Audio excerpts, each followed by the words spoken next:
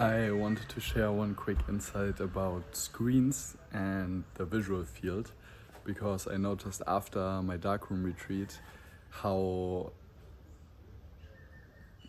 overstimulating the visual field was, and also that especially movement and a lot of information or input can easily be an overload or overstimulate the nervous system, which then of course causes stress, overthinking, and more egoic reactions. So what does that mean specifically? Well, what I noticed when I came out of the dark is that any movement was kind of blurred. So basically when people were still, I could see them, but when they were moving, it was almost like ghosts that were like when you move your hand very fast, it gets blurred, right?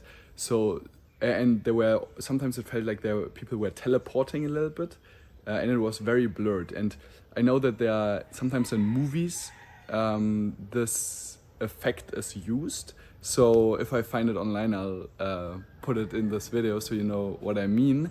But usually in films it's used when someone is dreaming, or when they have a memory, or when maybe they were just hit by an attack or a hand grenade and they are all over the place.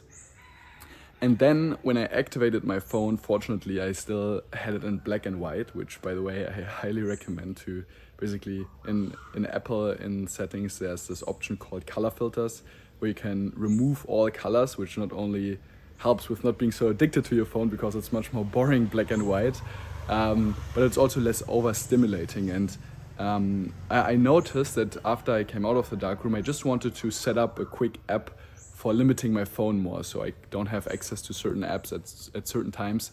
And just the freaking setup process was so exhausting and overstimulating because they just bombard you with information, right?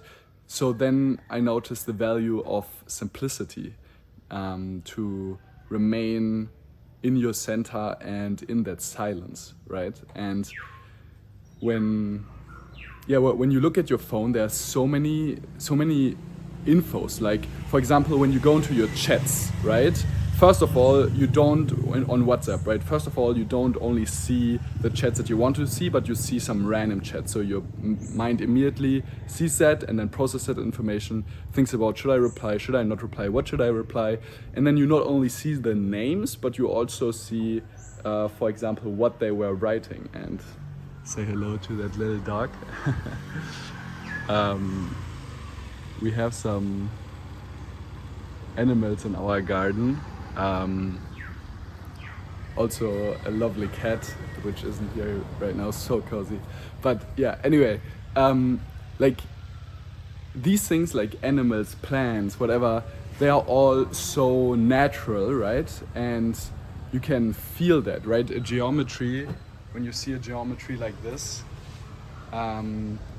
or just a being, it has an elegance to it, a beauty, and that's why you see these Fibonacci numbers and the golden ratio everywhere in nature, right? That's what true aesthetics are about, and that's also why, in Chinese culture and Asian culture, a lot of times they have these temples also built with that math in mind, and usually that's not the case on our phones, right?